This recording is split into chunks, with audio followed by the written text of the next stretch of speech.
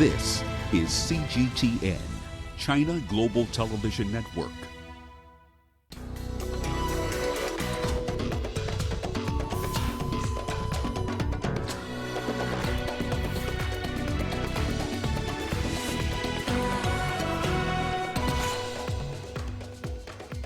Nigeria's President Muhammadu Buhari addresses the nation following 2 weeks of protests against police brutality.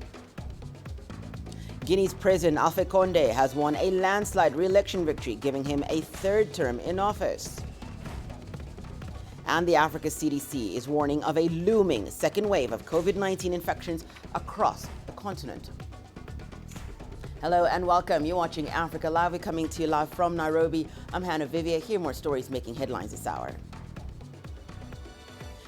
In business news, the African Export-Import Bank set to raise up to $5 billion for COVID-19 vaccines for Africa.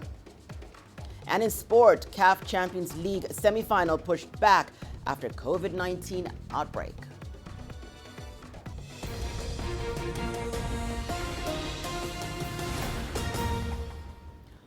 Well, we begin the hour with some breaking news. Libya's rival factions have reached a permanent peace agreement. That's according to the United Nations. The UN says the rival sides that have been holding military talks have reached the historic achievement that will result in a permanent ceasefire. Well, for more, we are now joined by CGTN's Adel Amrouki. Adel, thank you so much for joining us. We've just had this news come in. Please tell us more about this latest and major breakthrough. What does a peace deal entail?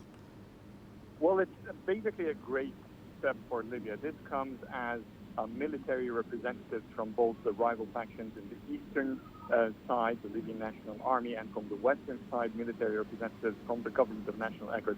They have both been holding direct face-to-face talks under the supervision of the United Nations Support Mission in Libya, headed by the interim chief for that, Stephanie Williams. And today, just a few minutes ago, they've announced in a press conference together for the first time that they will move together in a continuation to hold all sorts of aggression.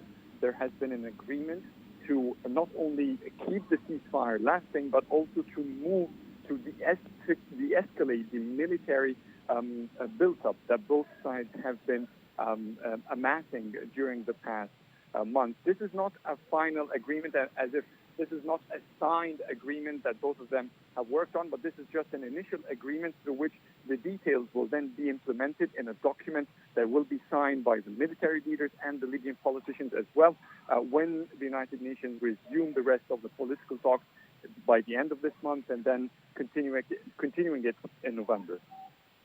Adel, just speak to us a little bit. You have mentioned a little bit, but what do we expect next for Libya and its reconciliation process now? So we expect to see a Libyan state moving effectively, meaning that all the country's facilities will be open, internal transportation will be open, airspace will be open.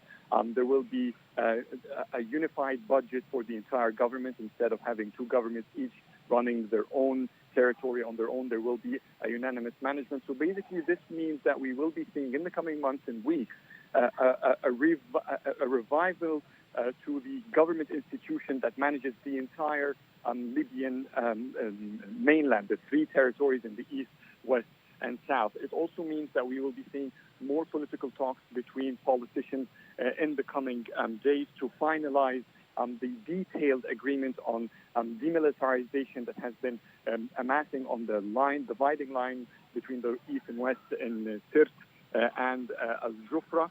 Also, we will be seeing a continuation of the United Nations efforts to introduce humanitarian aid. So basically, life will be restored in a way or another, as long as, of course, the ceasefire lasts. And this is the key point. Also, in the press conference, Stephanie Williams said that she's, to a great extent, optimistic about the outcomes of this meeting. She is expecting, as promised, to see Prime Minister Fayez Sarraj, the head of the Government National Accord, moving forward with submitting his resignation, as he has earlier mentioned, which will pave the road for restructuring the political system, the presidential council, a new interim government, and therefore begin the long-anticipated for 18 months long transitional plan that will lead to general elections, parliament and presidential elections. Thank you so much for that, Adel El-Mourouki, speaking to us about breaking news that just started at the top of the hour. Libya's rival faction having reached that permanent peace agreement, and that's according to the United Nations. Let's move on to West Africa now, where the country is on edge after 2 weeks of deadly protests against police brutality. Several people have died in a violent crackdown by security forces. A prison and a TV station were also set on fire. President Buhari, who's faced mounting criticism, addressed the nation in a televised broadcast. Deji Badmus has the details. What the president did say was to say he started by saying he was deeply concerned by the violence he had seen, and that he was really pained by the deaths now recorded. He also appeals to the youths to leave, to stop the protest and vacate the street. He said he itemized all the things that his government has put in place, the measures his government has put in place to tackle youth unemployment. And he also did talk about the police reform being put in place. He said, look, all the demands that the NSAS protesters are actually tabled before the government has been accepted, that the government has now heard them loud and clear, and that it was time for them to leave the street. And then he called on the security agents across the country to ensure that they maintain law and order. Now, he did not say anything at all about that shooting incident now involving military men at the Lekki toll gate in Lagos. A lot of people had expected him to say something about that. Well, he didn't say anything about it. No one understands why. But he did say that his government has had the youths loud and clear, and that they should leave the streets, and that the government was committed to implementing all the demands that the youths have actually tabled before the government. A lot of people felt the speech didn't live up to expectation, that the president did not empathize with those who may have lost loved ones in this whole violence, and that the president's speech did not go far enough to basically address, for instance, the violence, especially that shooting we saw in Lagos. But all the same, some people are saying, well, it's a good thing that he's finally spoken, that he ought to have spoken before now, but that now that he's spoken, well, we just wait and see what happens. Calm is gradually returning, but the street is still a bit volatile because we've seen a lot of violence also today. Well, still in West Africa, Guinea's President Alpha Condé has won a landslide re-election victory, giving him a third term in office. Condé has received 2.4 million votes, while opposition rival leader Salou Dalene Diallo secured a 1.26 million votes. Condé's decision to run for a third term sparked repeated protests over the past year, resulting in dozens of deaths. Condé says a recent constitutional referendum reset his two-term limit, but his opponents say he's breaking the law by holding on to power, and that they will contest the results. Let's move over to Mali now, where the country's military has regained control of Farabougou village in the center of the country. More than 2,000 residents of the village are said to have been besieged by suspected Islamist militants for 2 weeks. The siege began when the militants kidnapped several people in Farabougou, most of whom are from the farming Bambara ethnic group. It is said that Malian troops had been unable to reach the village by land as heavy rains had made the roads impassable. But in a statement, the country's military said the Air Force managed to step in and help the soldiers penetrate the remote area. Well, Chinese President Xi Jinping has urged the Chinese people to learn from the spirit demonstrated in the war to resist U.S. aggression and aid Korea. Speaking at a ceremony to mark 70 years since China's involvement in the war, he said China would never allow any forces to violate or separate its territory. Here's more from our reporter in Beijing. Paying tribute to the 190,000 Chinese soldiers who lost their lives on the Korean Peninsula 70 years ago. Chinese President Xi Jinping says it is through their sacrifice that the independence of the newly established People's Republic of China was safeguarded. The imperialists no longer dare attempt to invade New China by force. New China has truly gained a firm foothold. This battle brought safety and peace to our homeland, and fully demonstrated the steel will of the Chinese people, who do not fear violence. In June 1950, US-led UN forces quickly pushed beyond the Yalu River, right up to the northeastern border of China and the Democratic People's Republic of Korea. When the DPRK requested China's help, Beijing sent the Chinese People's Volunteers Army to the Korean Peninsula to help its neighbor and protect its own national security. 70 years later, some of the veterans of that war sat in the front row in the meeting. The Chinese leader said the sacrifices made by the Chinese soldiers and everyone else who contributed to the war effort will never be forgotten. He called on the Chinese people to carry forward the spirit demonstrated in the war. The road ahead will not be smooth. We have to bear in mind the hard journey and great victory of the war to resist US aggression and aid Korea.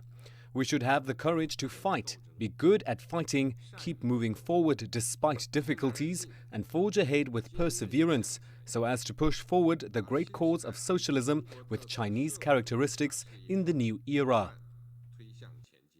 70 years ago, the Chinese army was mainly infantry-based. Now China has a modern army with different branches and departments.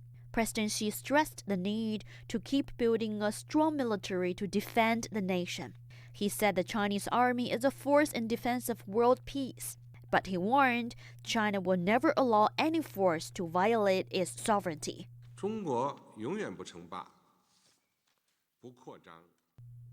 China never seeks hegemony or expansion and firmly opposes hegemonism and power politics.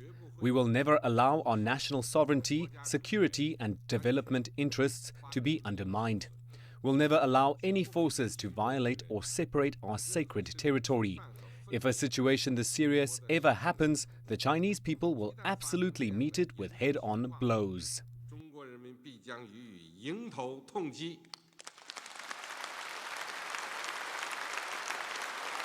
Looking to the world, President Xi said trying to blackmail and pressure other countries leads nowhere.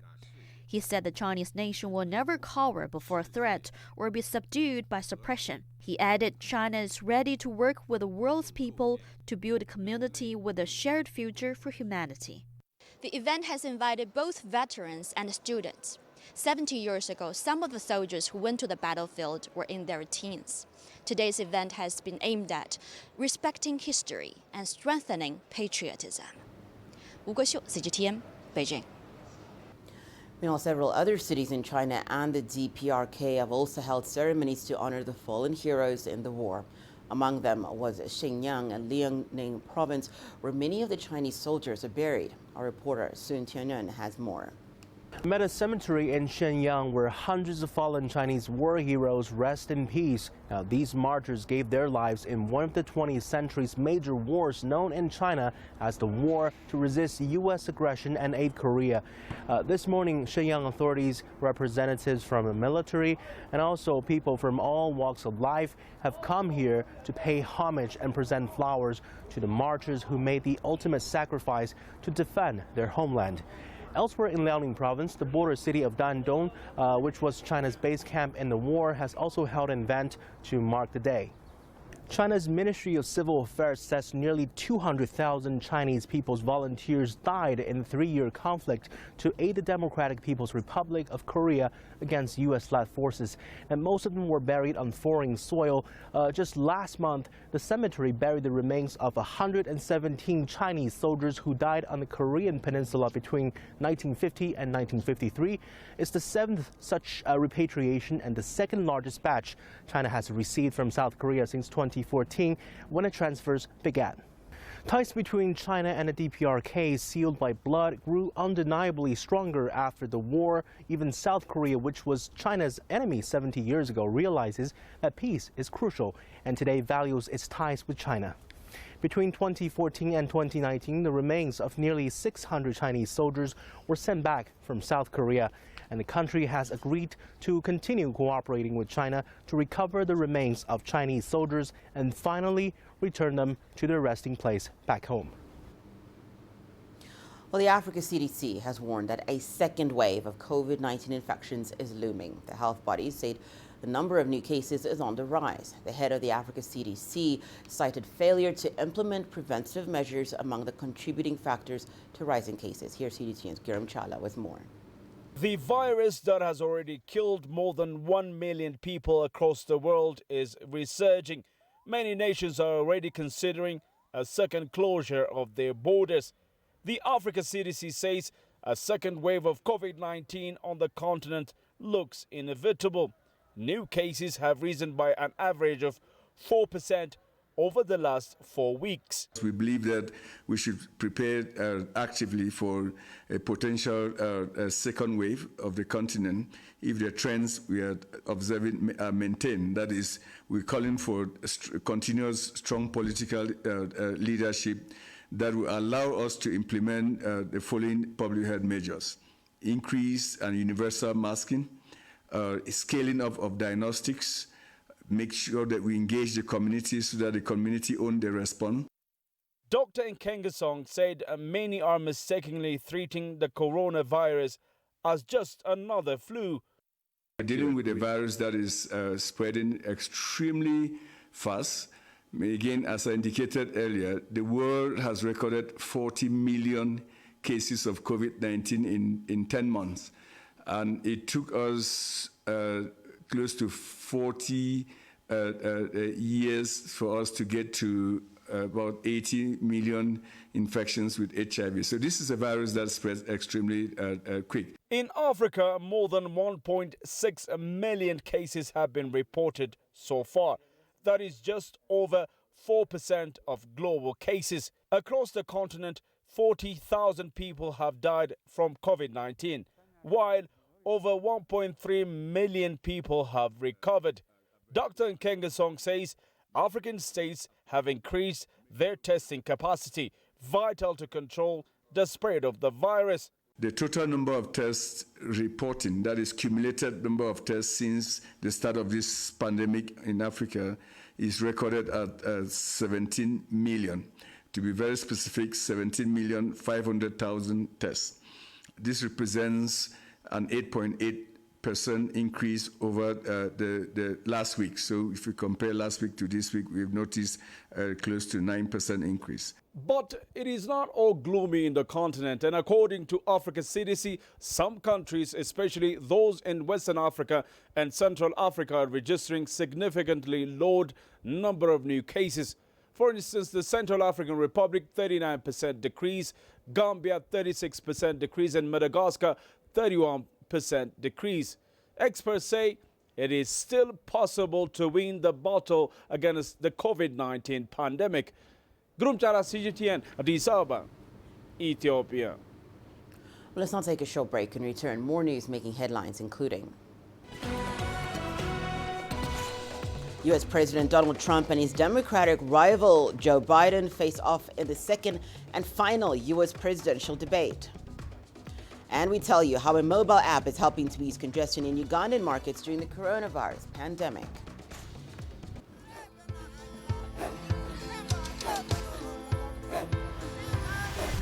Africa is a continent of diversity, with varied climates and enchanting geography, and a people so distinct, but with a shared enduring spirit. We are at the heart of the continent to bring you the untold stories. Let's have a look. We celebrate Africa as it shapes its own destiny. Tunis, Cairo, Juba, Johannesburg, Ethiopia, Tanzania. Africa Live. Find your voice.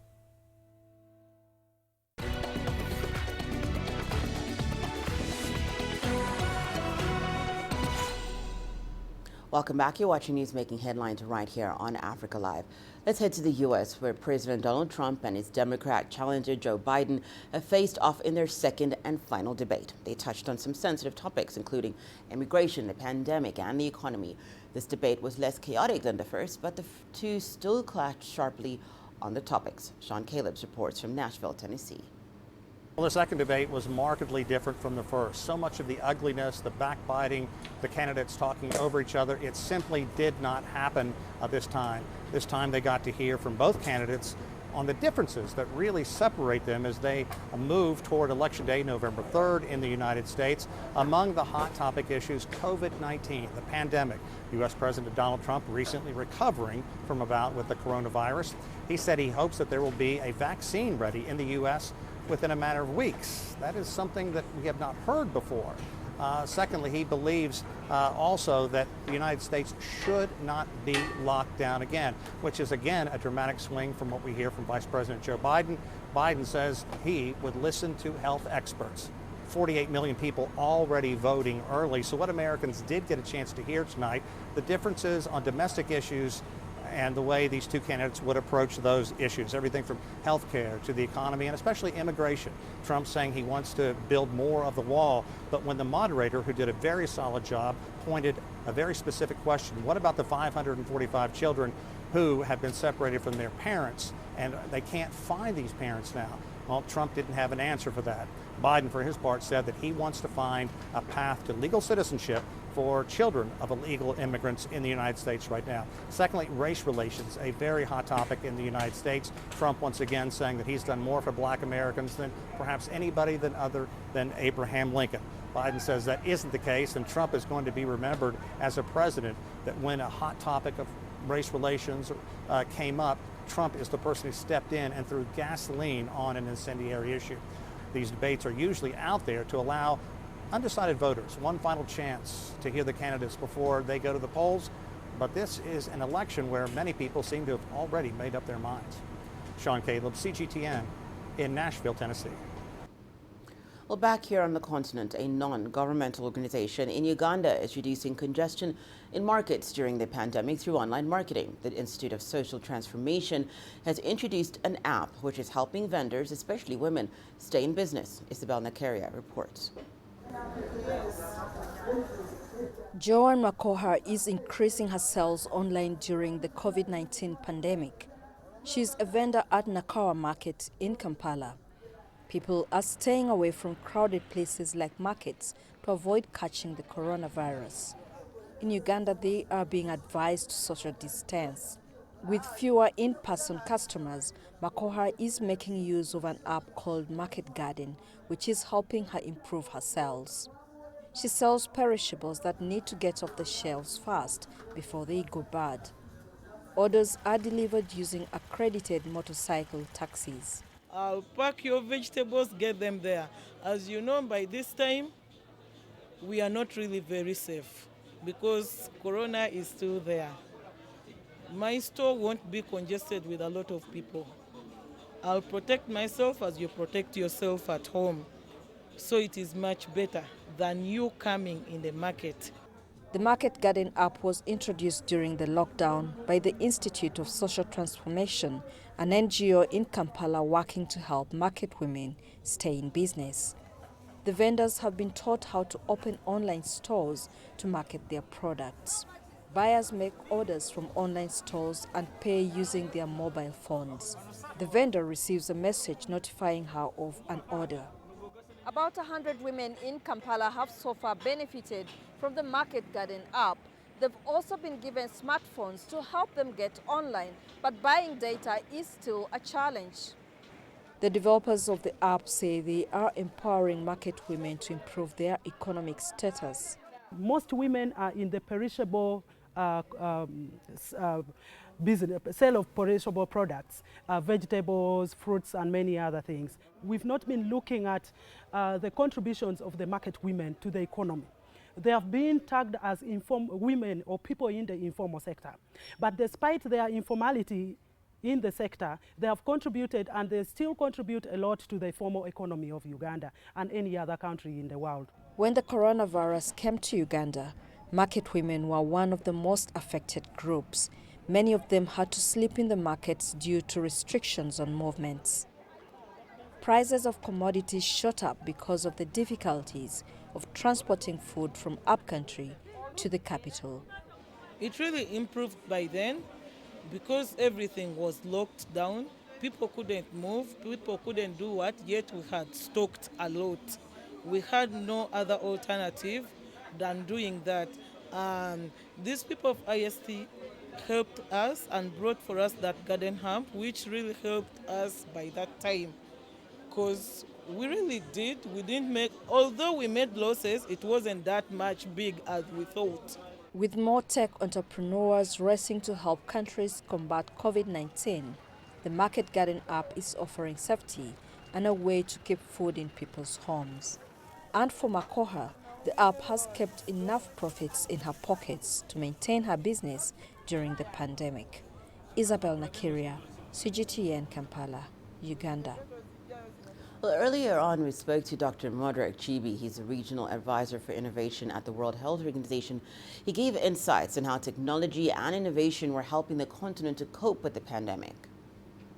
It is very, very much important to leverage innovation, especially to recalibrate health systems and to set it again on a growth trajectory, which will facilitate attainment of SDGs and universal health coverage. So basically, you need that aspect of innovation to facilitate acceleration of health improvements and also setting the health systems on a growth trajectory.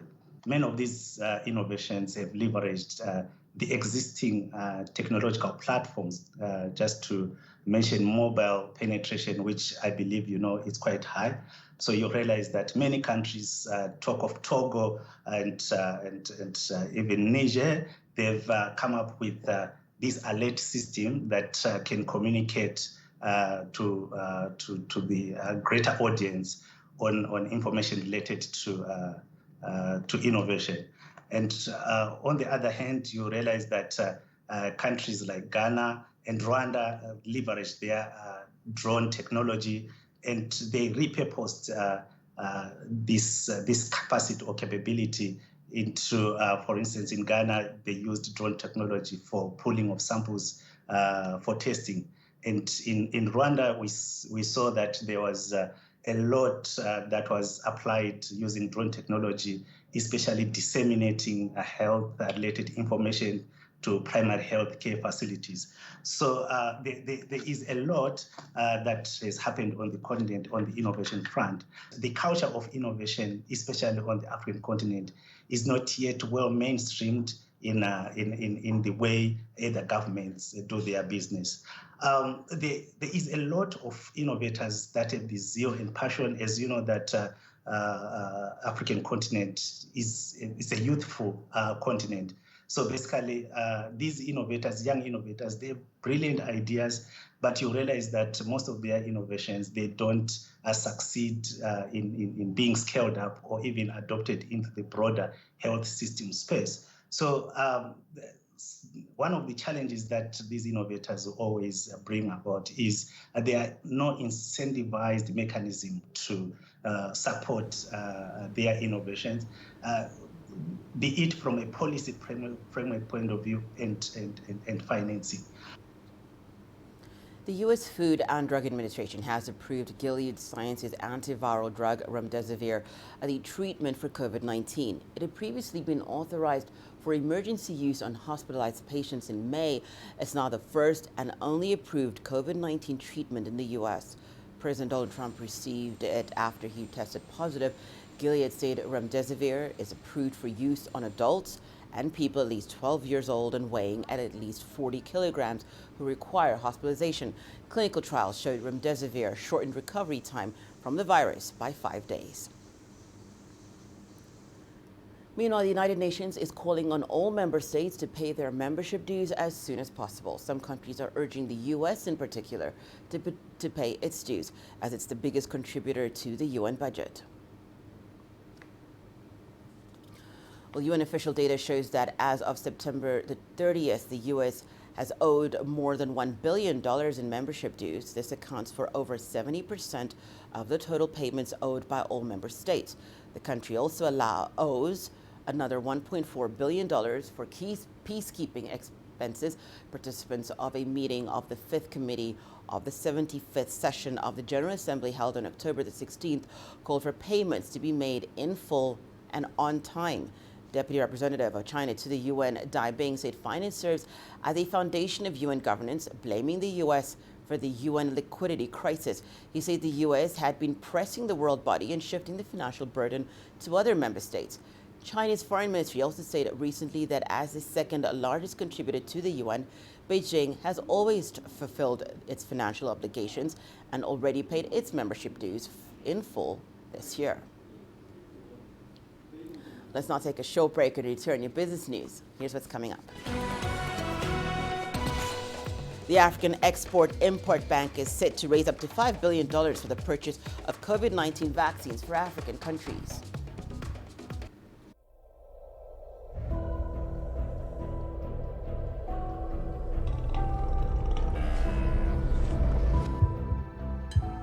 It's just taken me completely out of my depth, but at the same time it's exciting. It's new, it's different, it's a challenge. It's really exciting.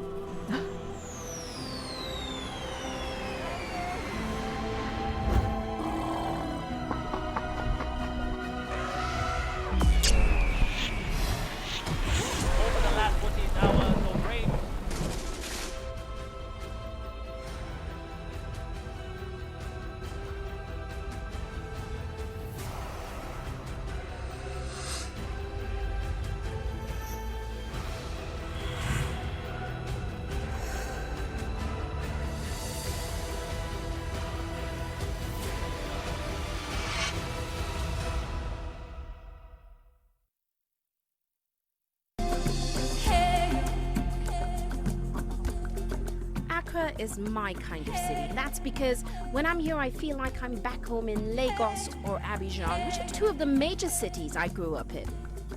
See, business in Africa is high risk. After about a decade covering business news on the continent, I've learned it's all about the high risk, but also the high returns and the high energy. You simply have to adjust in order to keep pace. When I started out as a journalist, my dream was to open people's minds to the different perspectives. From the CEO in the boardroom to the trader out in the street, we all have different stories. From Accra to Addis Ababa, from Cairo to Cape Town, and I wouldn't have it any other way. Here at CGTN, we realize that Africa is on the move, and it's moving fast, but we're moving right along with it. I'm Ucheo Koronkwo, and I'm a business anchor and reporter at CGTN.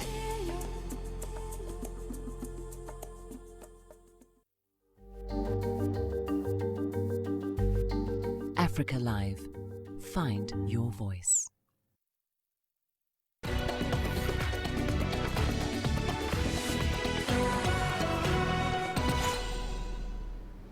Let's begin the business news with the African Export-Import Bank, which is set to raise up to $5 billion for the purchase of COVID-19 vaccines for African countries.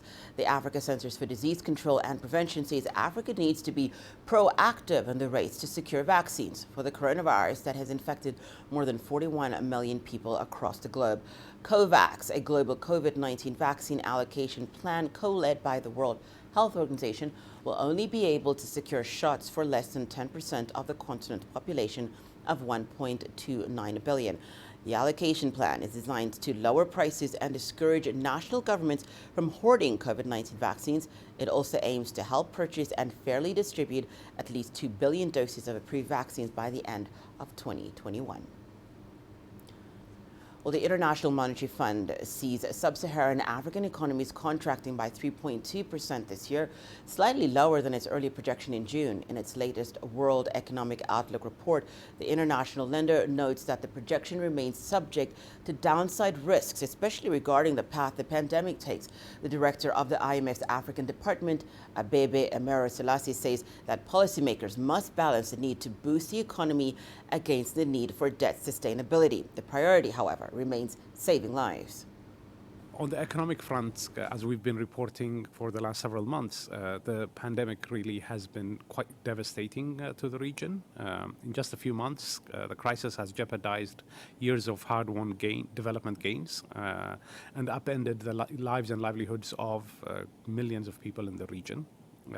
Regional activity dropped abruptly and quite sharply in the second quarter. In more recent weeks, we've seen a cautious reopening of economies and more of a forward-looking policy posture to ignite growth. And with the loosening of containment measures, somewhat higher commodity prices, and the easing of financial conditions, there are tentative signs of a recovery in the second half of 2020. Uganda's parliament has approved close to $70 million to rebuild roads in the eastern part of the Democratic Republic of Congo. This follows a recent bilateral agreement signed between Uganda and the DRC to boost trade relations. CGTN's Hilary Yesiga reports. Uganda is set to help rebuild strategic roads in the Eastern Democratic Republic of Congo. The 223-kilometer road project is a joint venture between Uganda and the DRC. We are going to do those roads because we are getting, from Congo, I think we are earning $500 million a year. How can you see, how can you even speak? Why are you building the road? If my neighbor has allowed me, I'm getting a lot of advantages from him. Uganda exports cement, steel and agricultural products to the DRC. Most of the roads that connect Uganda to the DRC markets are impassable. Traders are being forced to take the longer route through Rwanda. But the recent impasse between Uganda and Rwanda that led to the closure of borders is forcing the Kampala government to look for alternative ways to reach consumers in the region. The Uganda-Rwanda border crossing at Katuna has been closed for almost 2 years now.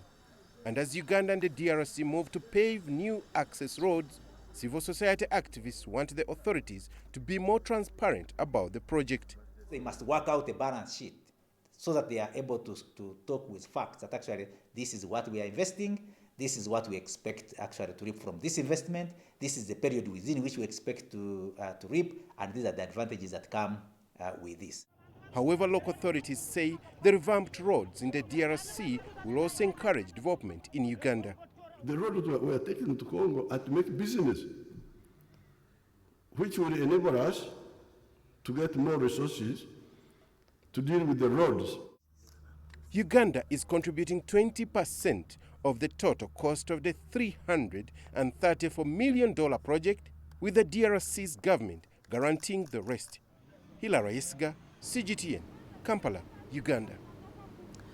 Egypt has announced that it will invest about $2 billion in green projects during the current financial year, this as it scales up efforts to improve the environment and reduce pollution. The plan will see some 691 green projects worth over $36 billion receive funding and follow a successful launch of its first $750 million green bond last week. CGTN's Yasser Kim reports. Green projects are the future. In a bid to achieve this objective, Cairo has set an ambitious goal that will see the government dedicate 30% of its investment budget to green projects in 2021-2022. It's an aggressive policy by the government to allocate a significant portion of its budget to this sector. But why the focus on green projects? Green projects are the ones that implement the environmental conditions during planning, execution, and also during production. Green projects are not only environmental projects, they are any project that adheres to the environmental aspects in its construction and operation. The government has given priority to projects that will protect and make use of our vast natural resources such as lakes, coastlines, natural reserves, and more. We will also focus on fixing projects that usually emit a lot of pollution to become environmentally friendly. The first sectors to benefit from this new approach are renewable energy, waste management, and clean transportation. For the first time, Egypt has floated $750 million worth of green bonds on the London Stock Exchange. It was oversubscribed 3 times. This money will be part of a $1.9 billion funding allocated for this year's projects. The global trend now is to give more attention to the environmental issues in all industries and aspects of the economy, and the international financial institutions have joined in as well. If we look at it from an economical angle, most of the global investors and funds are now opting for new rules and conditions to ensure environmental adherence before investing in any project. Our new environmental awareness approach will certainly help in increasing foreign investment opportunities in Egypt and guarantee more economic rewards.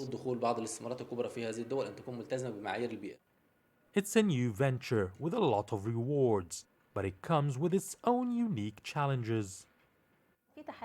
There are challenges because you're changing the technique of operations and the technology in these projects. Most sectors are willing to join. However, mining and industries, for example, have to change their sources of energy from coal, for instance, to clean energy. This needs higher budgets and willingness from the related ministries to support them to make the changes. Green projects now account for 14% of the government's investment budget. The North African country plans to spend 100% of its investment budget on green projects in 3 years' time. Yasser Hakim for CGTN, Cairo. Indira Coffee recently launched its first sign language cafe in Uganda. The unique cafe aims to empower people with hearing impairments in the East African countries. CGTN's Chamgona has more. This is Indira Coffee, a sign language cafe located in the Ugandan capital, Kampala. All of the staff have a hearing impairment and communicate using sign language. It's the first cafe of its kind in the city. When the world sees a person with a disability or people with hearing impairments, they think those people depend on others. They think persons with disability cannot work on their own. But the first customers, in the first week, we started showing interest. They didn't know sign language, but they tried. Customers communicate with the staff by writing down their orders. You find a little sticky note tin with a pen in it. You also do get a form on top of the menu, so whatever I guess tickles your fancy and how you want to order. And yeah, it's pretty straightforward. You just write it down. According to the Ugandan Health Ministry, over 2 million Ugandans suffer a degree of hearing loss. My dream is to see deaf people empowered, economically empowered through coffee. I believe this business is going to give deaf people jobs as we expand. The cafe opened its doors to customers last month and has ensured that COVID-19 safety precautions are well observed. We're all struggling in this period, but by brewing all the good we can, we're offering great opportunity for the vulnerable community to, get leadership, get opportunities to work. So yes, so bold move, but bring all the good you can requires bold moves. Indira Coffee hopes to create more intimate spaces like this one across Uganda. Chamgono, CGTN. Well, time now for a short break and return. Children with special needs gather in Cairo at a forum aimed at helping them to integrate more into society. The greatest journeys, the greatest sights, the greatest adventures. Here in Kanater, this weir allows the locals to walk on water. We're far more than just TV news. We're your passport to the wonders of Africa. To bring you stories of struggle, survival and hope.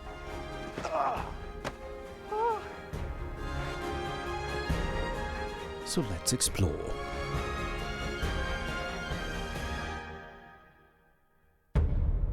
CGTN. See the difference.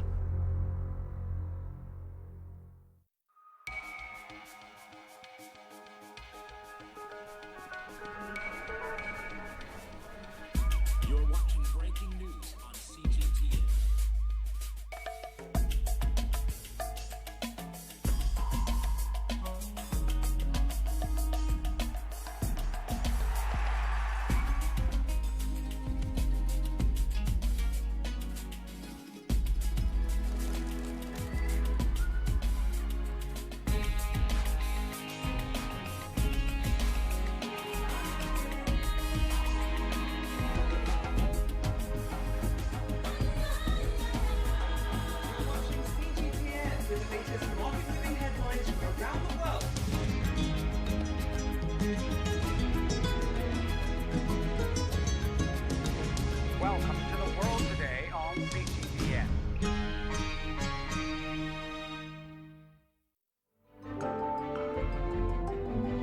Africa Live.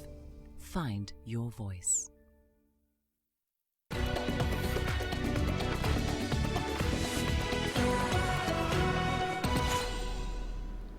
Well, the Al-Adna festival is an annual gathering of children with special needs in Egypt.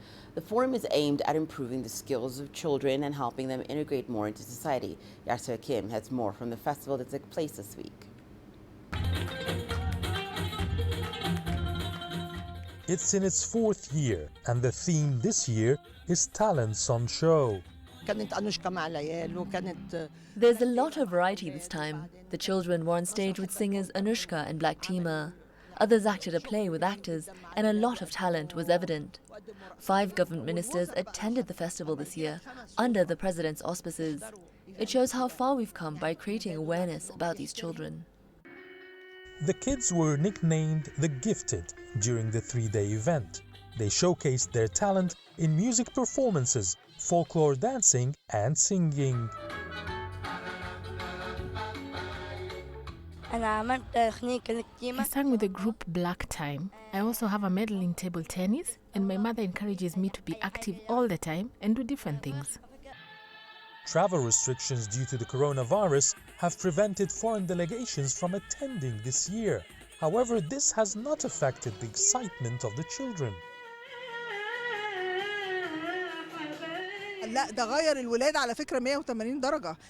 These forum and festival have completely transformed my daughter Hadil and all the children. It has given them so much positive energy. They were secluded before and unwillingly to socialize with the community. Now they are confident and feel they can contribute to the society.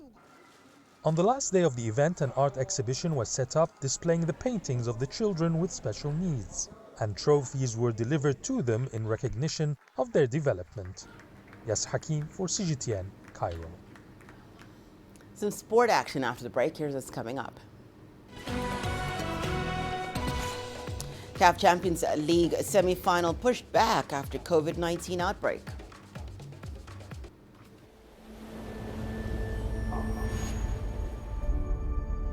How would you create your legend? On the fields,